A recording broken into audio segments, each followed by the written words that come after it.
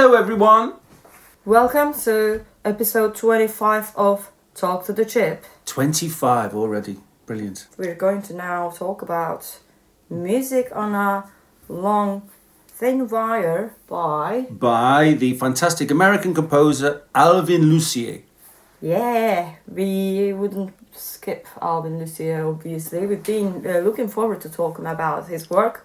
Most of the people I meet, when I talk to them about electronic music, tell me that they know about I Am Sitting in a Room. Yes, I Am Sitting in a Room is kind of not just Alvin Lucier's most famous piece, but one of the most famous pieces in the kind of electronic music canon in a way, because it's so important conceptually. Yeah, I think it is related to the emergence of sound arts. Yes, absolutely. And I mean, it's interesting that Lucier is described as a sound artist as much as he's described as a composer. Yeah, I think it's also related to the revolutionary experimental ideas he came up with, which led to the installations, sound installations that he builds.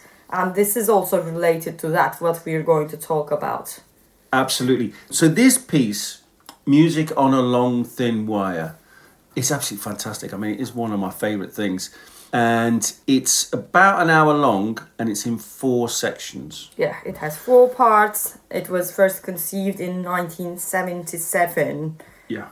And it is also very drony, and the sound is endlessly going on through sine wave oscillators. Well, yeah, I mean, it's probably worth describing what's actually going on here. And this is in Lucier's own words. Oh, yeah. Music on a long thin wire is constructed as follows. The wire is extended across a large room, clamped to tables at both ends. So it's really, really long thing, and of course it's piano wire that he used. So it's so it takes an electric charge. It's steel. Mm-hmm.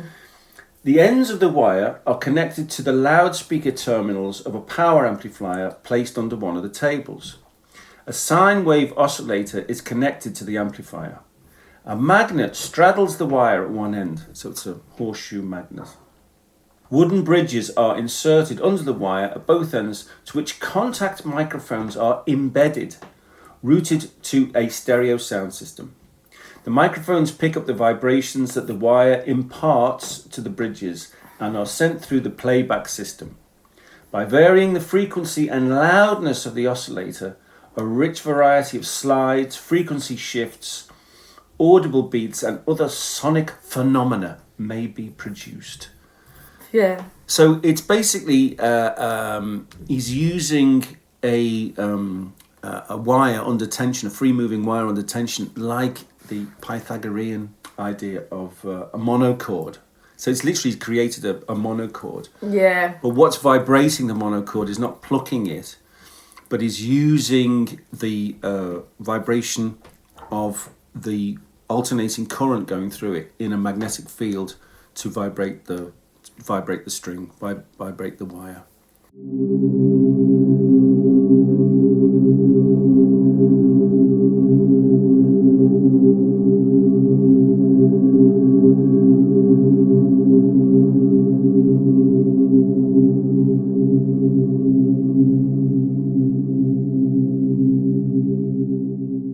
So we can see here how extended his investigations are into the physics of sound and the sonic possibilities to explore in natural processes. But that's the thing I thought was really interesting in his bit of text about the piece was he wrote, when Don Funes, I don't know who Don Funes is, asked me to make a work for his live electronic music ensemble in Potsdam, New York. I didn't know there was a Potsdam in New York. I thought Potsdam was in Berlin. But anyway, I invited his players to feed their synthesizer signals into the wire.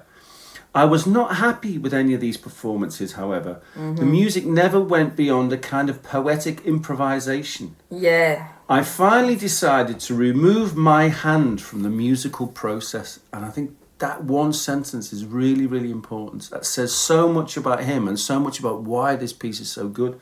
Yeah. He removed his hand from the musical process. Yeah, exactly. It is in a way how it works is to leave the setup alone.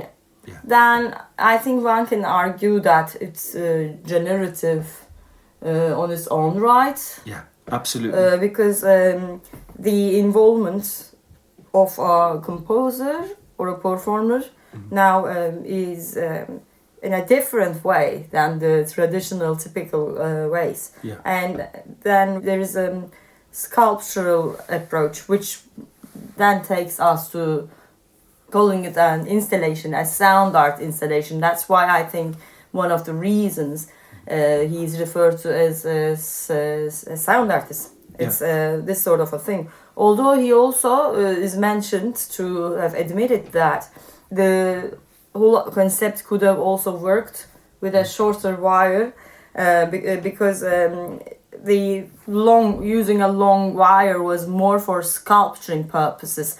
Then this also suggests maybe there's Gesamtkunstwerk, the kind of an approach where we see an intersection of various artistic practices and areas, and we are talking about again the space and acoustics, use of the space, use of the acoustics, or the acoustics of the instruments. In this case, this is the installation.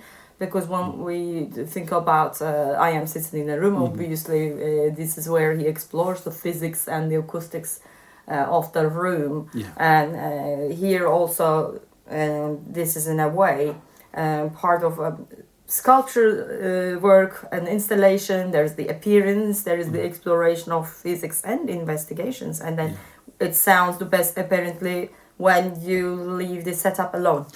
There's another visual aspect to it, is that because it's such a long wire, that, you know, of course, the longer it is, the lower the frequencies you get out of it. Yeah, all the resonances. And you can actually see the wire physically moving. You know, it's so long that you can see it moving backwards and forwards, and you can see it vibrating, and you can see vibrations moving longitudinally along the wire backwards and forwards.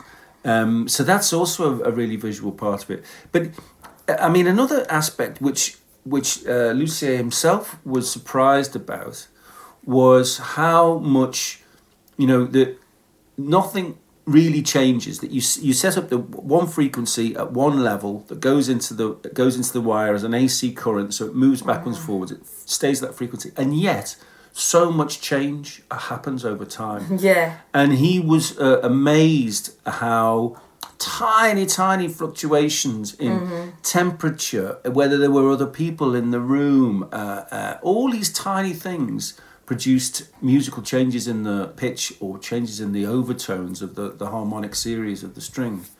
Yeah. So actually, in a way, everybody who comes into the room, the shape of the room itself, the temperature, the time of day, are all performers in this piece. Yes. You know, not only just people who are listening to it, because our bodies affect the acoustics. Absolutely. And again, like the temperature and all sorts of different aspects. It's also really interesting that there's references to the Pythagorean monochord here, you know, which was used to demonstrate or to understand the harmonic series. Yeah. And so the string itself, you know, vibrates, resonates with the harmonic series. But then when you put another frequency into it, which is not one of the tones of the harmonic series, that's when you get these very, very complex spectral effects happening, which are really the very, very exciting aspect of this piece. Yeah, and another thing is it's like a piece that's been shaped and finalized over time for that reason. Yeah. Which also Alvin Lucier he shared his own observations in the 90s about this. One of the things he says, he was initially not super happy with how it sounded. But then also in a gallery space, he imagined it would be sounding better. So this was played together with David Rosenbaum Yes. in Canada, in Toronto. And I'm not sure about which year these were happening. So this is... Probably 77, yeah. This is a composer and an it's American experimental music artist, David Rosenbaum. Then that was exactly where you were talking about Potsdam in New York, because he had a live electronic music ensemble. Then Alvin Lucier invites these performers for each of them to feed their synthesizers, oscillators, signals to the wire. But yeah, he was initially not very happy with the performers. However, then it's basically it was like improvisation. So the results of improvisation can be surprising. But then this is also an experience where you learn. So after this, he finds out when you don't make like this massive, enormous changes, interactions with it, then it's when it sounds the best. As a result, that's what I understood from his notes. Yeah. Well, the other thing about leaving a drone to very slowly change over time and to have an interaction with, the physicality of a vibrating string or any vibrating surface, is that it has this link to other musical cultures, particularly Buddhist culture and Tibetan culture. Yeah. And again, there's this droning relationship with Eliane Radig's work. Yeah, definitely. And researching through the harmonic series and slightly enharmonic tones within the harmonic series, and there's a very, very strong sense of that if you come up with a very technical idea, put it into place, it's still, because you're delving into the nature of sound and the physics of reality of nature, that it brings out all these kind of almost spiritual qualities. So there are spiritual qualities and cultural aspects, as you mentioned. Like there are various parameters that influence how this piece sounds. Yeah. And here is another example from Alvin Lucier's notes. This is in Kyoto. Then this is in a dance studio in Kyoto. The visitors' footsteps were causing extremely slight shifts in the position of the tables. Lucier writes in 1992. And as a result, it was changing big, spectacular changes in the sounds of the wire. Yeah. And then also, this is another report from a musicologist called Shin Nakagawa. We will leave it to you, the pronunciation of Japanese. So this is a Japanese musicologist, Shin Nakagawa. He was the person who organized Lucier's visits in there. So this musicologist spent the night under the wire. And he said that even without any movement, the room would mysteriously, in quotation marks, erupt into triadic harmonies. Oh wow.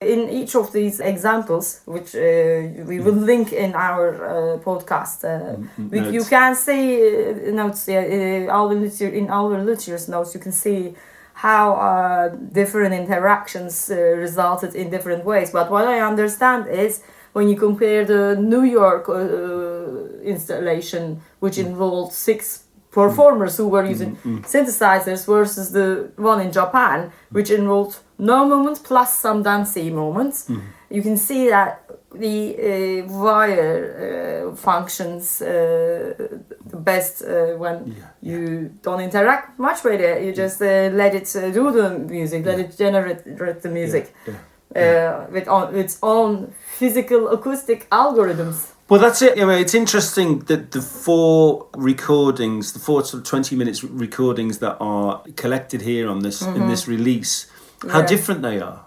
Yeah, it's exactly the same gear, the same concept. It's the same wire, the same length as wire, All that's changed is there's a different initial frequency from the sine wave generator in each of the four of them, and very minimal. Also. Yeah. I mean, obviously we can say very minimal. Also, we can say mention Lucier, where he comes from San Francisco State Music Center, together with his minimalist fellows. Yes. Like Terry Riley. Yeah. And even Steve Reich was involved there. Pauline Oliveros. Yeah. A lot of important people came from the San Francisco Tape Center. Yeah. To talk about the San Francisco composers, actually, Alvin Lucier was one of the founding members of the Sonic Arts Union, which was a group of experimental musicians, and they were active from 1966 to 1976, which also included Gordon Mama. Mm-hmm. And also they did get their first reference was the collaborations of John Cage and David Tudor. Well, it's interesting that John Cage's name comes up there because, of course, there is something very Cagean about music on a long thin wire. The idea of setting something up and letting nature take its course. The idea of setting something up that is so sensitive to the environment that the environment starts to be the creative force in the music, which is very similar to Cage's silent masterpiece. Well, yes, this is like revolutionary ideas of Cage, and also another thing to note is instrument building, which we can then we can refer to Hugh Lehane also that we talked about in one of our earlier episodes, because this union had this sort of approach where they were exploring non-conventional elements in a very DIY spirit. Yeah. So this is one of the first groups in electronic music history that is recognized to use the phrase sonic arts, sound arts. Ah, right, that's also interesting. So yes, that's making a clear kind of line clear line in the sand. Yeah. I mean, there's also a thing about mentioned minimalism. I mean, not in the sense of Terry Riley, Steve Reich, American minimalist composers, but in the sense of really reducing things down. Minimalism in the sense more of Yves Klein, where you just go down to one color. The long thin wire is piano wire. Yeah. So in a way, this piece, he's taken a piano and reduced it down to just one wire. Very limited minimal. And he's not even hitting the wire with a hammer. He's not even touching it. He's vibrating it with an electrical alternating current. Yeah. So it's super reduction thing, and taking away so much of what we considered up and the 19th century idea of music, which was so much about changes of pitch as being the only thing of any importance in music. It's much more about change of sound within a single pitch. Yeah, it is. I think also very much making the most of limitations, but that limitation might be actually a grand idea also. Yeah. Well, that's it. It's reducing down to one idea, but it's one idea that is really huge and kind of all-encompassing in a way. Yeah. I think for people who listen to this, it would be worth exploring other works of Alvin Lucier. We lost him not long ago into 2021, but he lived long enough to give more like a recent interviews about the processes he was involved. There is the cultural aspect, there is the pioneering live electronic music aspect. Live electronics concerts, performances were being practiced by the likes of Cage or Stockhausen in mixed media environments involving acoustic instruments and electronics. Or we did also witness fixed media performances with the likes of Varese and Xenakis designing the Philips Pavilion. But this is improvisation, DIY live electronic music. But there's another thing here is that Lucier's work You mentioned like Stockhausen, Varese. These were composers that came very much from the classical music establishment, where the organisation of pitches was at the heart of music. Lucier, his work seems to come more from a visual arts and conceptual arts background. That's very important, actually. Yeah. And that's why it takes me to the term Gesamtkunstwerk. Yeah. In a way, which we can say for also Xenakis. Yes, yeah. Then the next level part of the works involves his exploration of the brain cells world, which I did not delve into. But like his legacy still goes on in a way. It's still being discussed because the kind of designs and works he does have the nature of being continuous, including this artificial brain work, which I would we will add to in our notes and links as an additional reading for music on a long thing wire. My discovery of this piece was when I was delving into early electronic music, which involved drones, ambient sounds, as opposed to music concrete and electronic music works that involved more of specialized short bits of sounds. Also, I wanted to explore like droney things, and that's when I discovered Alien Rodriguez's work also. So and I designed my very own playlist, which I called the Mind Journey, and that's when I got suggested when I encountered. I did know about Alvin Lucier's work, but that's when I discovered this work because it did have that sort of droney meditative aspect. Yes. So in my search of trying to find early electronic music pieces that involved this sort of an approach, that's how I found out about it. Like, it has that sort of captivating nature, the resulting sounds. We're talking about a lot of efforts and investigations into physics or like the visual and sculpture work. You mentioned that he was a visual and sculpture artist in a way. But this is and the result is beautiful vibration. It is a really beautiful thing. I mean, the four pieces, they're very different. They're very beautiful, and what makes them so beautiful really is the fact that it's really delving into the nature, the physics of sound itself, and that makes it very very meditative, very natural. Sometimes there's some big dissonances going on. Yeah, that's also like a dark ambient ethereal, almost like the dissonant chords are being generated. Well, you can hear that, particularly in the second section. You can hear that the sine wave, the oscillator that's producing the movement in the string, is just slightly out from one of the major harmonics of the string, so that there's this constant beating going on, the beating of going in and out of phase between the two frequencies that are very close to each other.